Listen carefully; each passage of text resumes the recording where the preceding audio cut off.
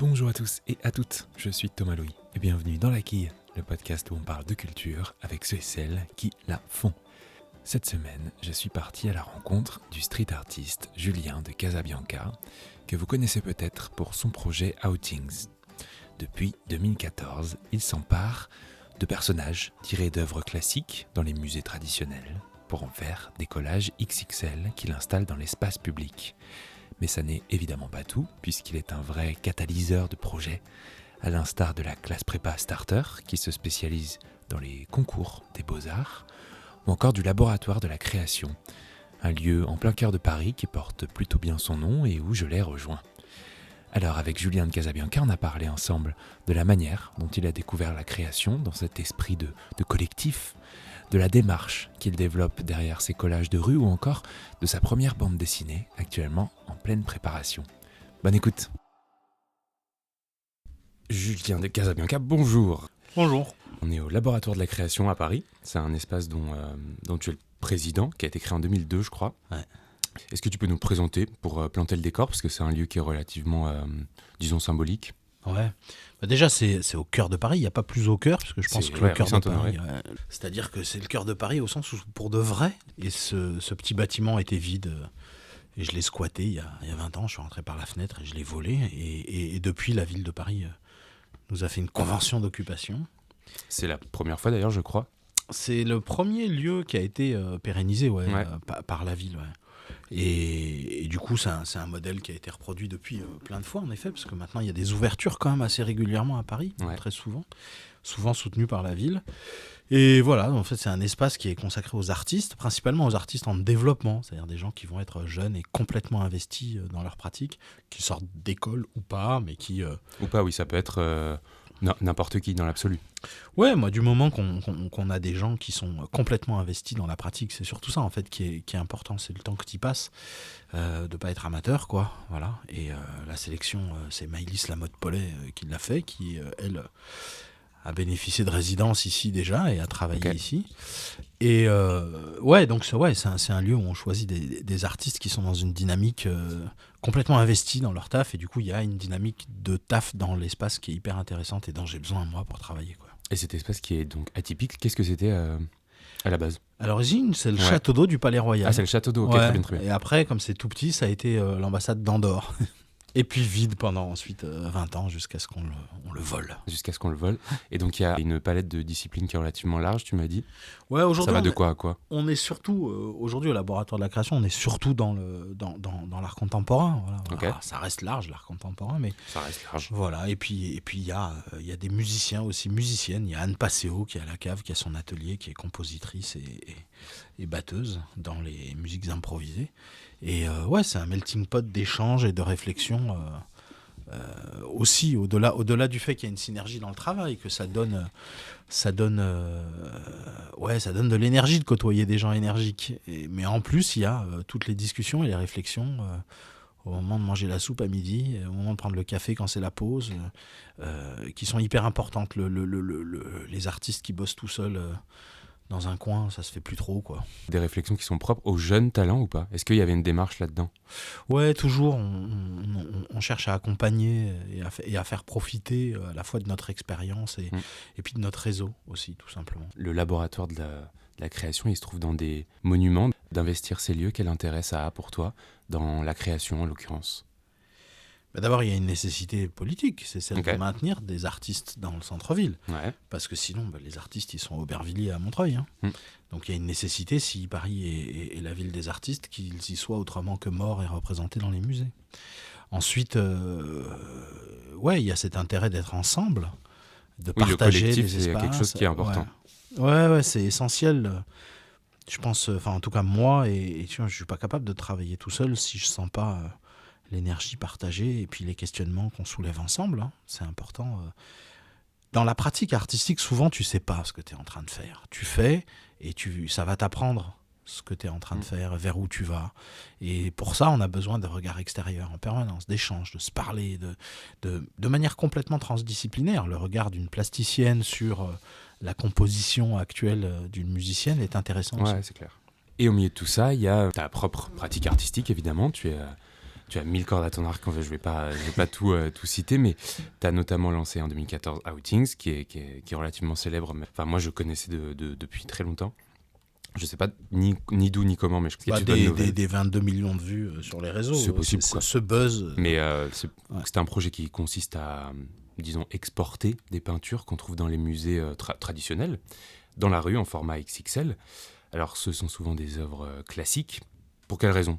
Je prends un personnage dans un musée, dans une peinture. Le musée est toujours dans un quartier riche.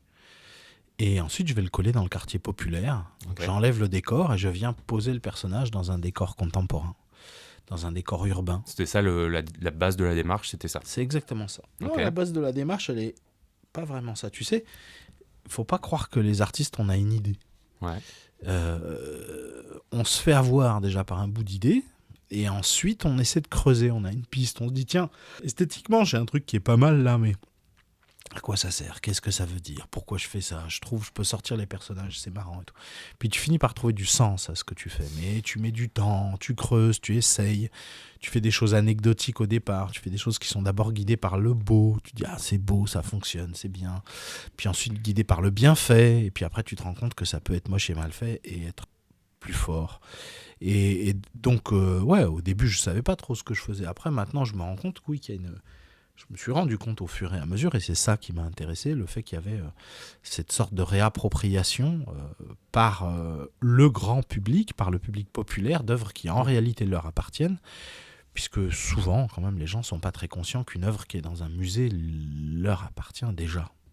Oui, et aussi peut-être cette idée qu'un personnage, qu'une œuvre a toujours quelque chose à dire. Ouais, quelque chose à dire, quelque chose à transmettre, qui n'est pas forcément ce qui était prévu au départ dans la peinture. C'est pas forcément ce qui est pensé par le personnage qui pose. C'est une réappropriation.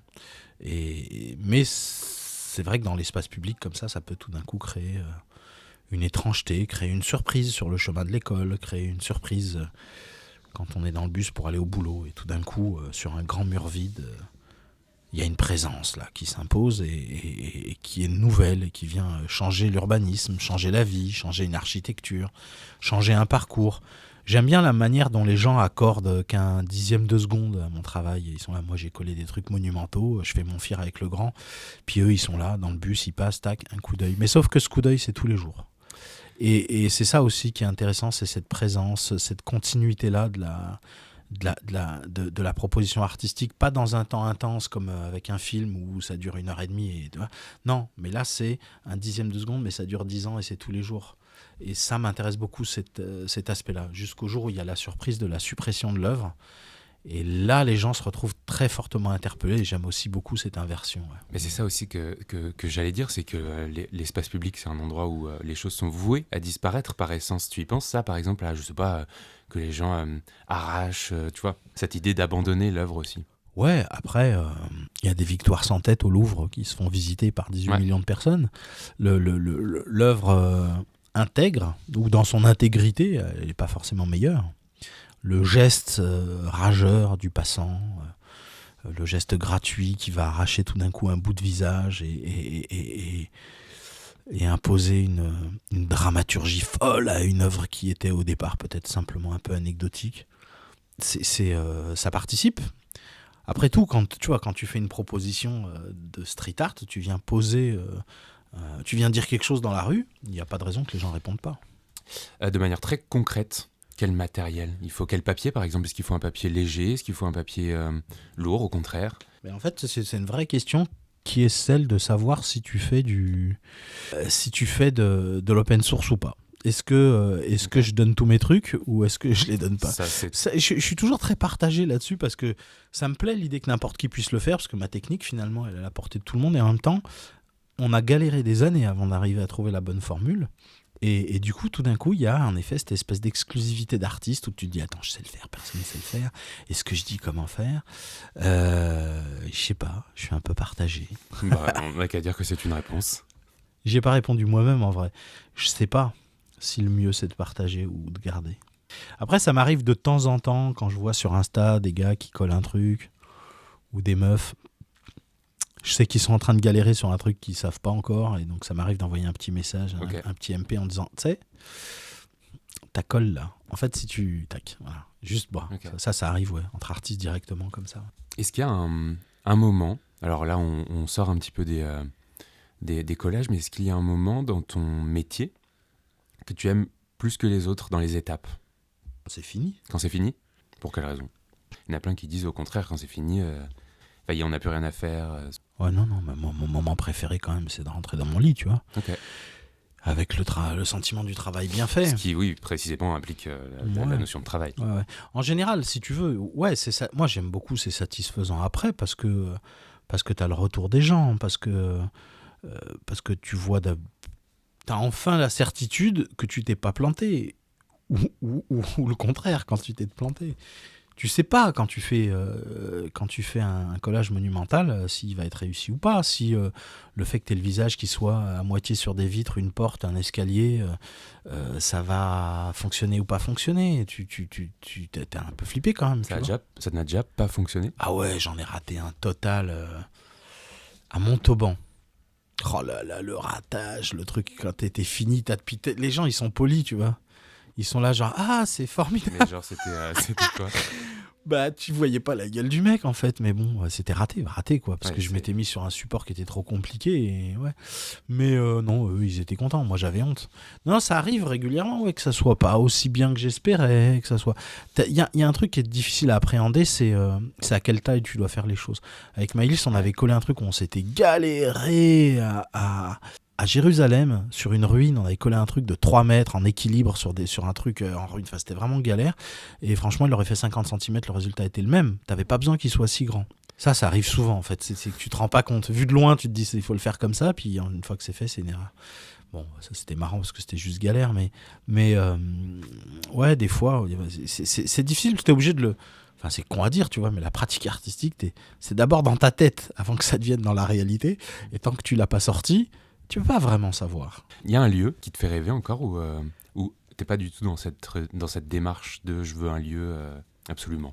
Bon, si, il y a une espèce de mec qui est New York, Okay. qui a pas envie de se faire un building à New York quand on fait du street art. C'est le genre de machin où tu peux te dire, voilà, après ça, je prends ma retraite, quoi. Donc ouais, j'aimerais bien faire New York, c'est dans les tuyaux. C'est dans les J'espère. tuyaux ou c'est dans Ouais. l'idée? Non, c'est en route. Donc, Ok, trop chouette. Il y a des chances que ça se fasse. Et là, Ouais. généralement, c'est les musées qui te contactent. Comment ça se passe de manière très concrète d'ailleurs? Ouais, là, c'est une curatrice, mais en général, oui, c'est les musées. Moi, le principe, c'est ça. Les musées m'appellent à jouer avec leur collection parfaitement librement. Moi, je fais pas des publicités. En bas de mes collages, c'est pas marqué que ça vient du musée. Et je me promène librement dans les collections, et c'est la plupart du temps même dans les réserves que je vais trouver des choses qui, pour eux, parfois, n'ont pas vraiment d'intérêt, mais qui, finalement, rapportées dans l'espace urbain contemporain, devient quelque chose, quoi. Requiem pour les miens. Est-ce que tu peux nous dire ce que c'est de manière très... Là, j'ai été vachement évasif. Est-ce que tu peux nous dire ce que c'est? Bah, j'ai écrit un requiem. Le Covid a fait que tous mes projets ont été reportés d'un an, puis 2 ans. Donc je me suis retrouvé assis comme un con à l'atelier, puisque les artistes, on avait le droit de retourner dans nos ateliers. On avait des petites dérogations, c'était bien ça. Et puis là, on était dans l'atelier d'ailleurs à plusieurs, avec toute la petite bande. Là, en fait, je me suis mis à la BD. Et j'ai écrit une BD que j'ai ensuite dessinée sur le deuil. Qui s'appelle donc Requiem pour les miens. Voilà. Et voilà, donc dont j'essaie de voir le bout avant que ça soit elle qui voit le bout de moi-même. Et j'en suis à 400 pages. Et bon, j'espère que ça sera publié. Là, c'est entre les mains de quelques éditeurs. Ok, c'est exactement ce que j'allais te demander. C'est tout en noir et blanc. Ouais. Quel est le matériau que tu as utilisé? Ah bah, j'ai pas utilisé de matériaux parce que comme je suis pas assez bon en dessin, il a fallu que je passe par la palette graphique pour pouvoir faire des pommes Z, tu sais, qui annulent le trait précédent. Ouais, c'est souvent comme ça, si tu veux. En fait, c'est pas grave, tu t'y mets, puis au bout d'un moment, tu commences à avoir une certaine maîtrise.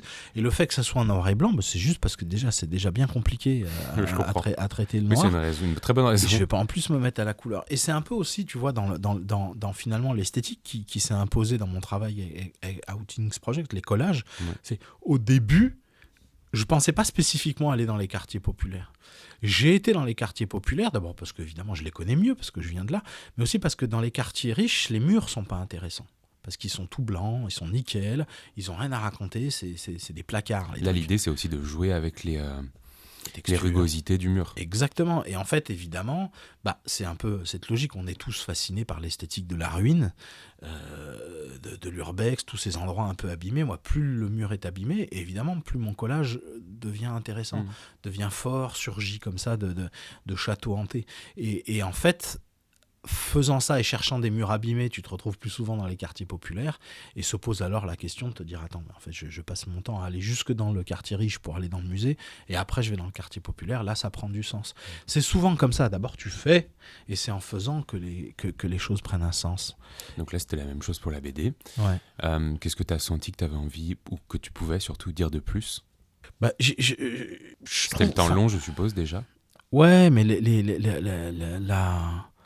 le deuil, c'est un sujet absolument magnifique. Enfin, je veux dire, d'ailleurs, si c'était pas un sujet magnifique, il y aurait pas des morts dans tous les films. Je veux dire, c'est aussi intéressant que l'amour.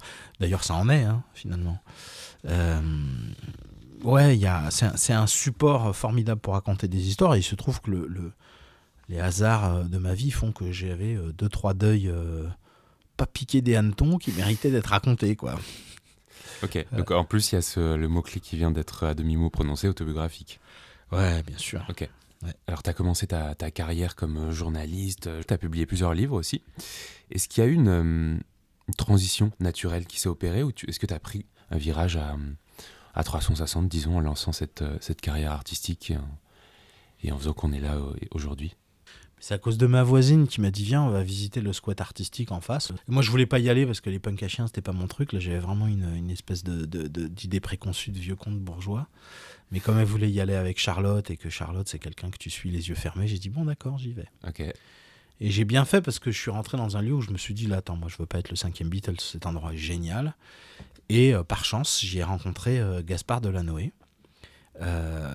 Qui est le gars qui avait ouvert ce lieu et qui est encore quelqu'un qui a une inspiration, qui met une énergie formidable et je suis devenu gaspardien.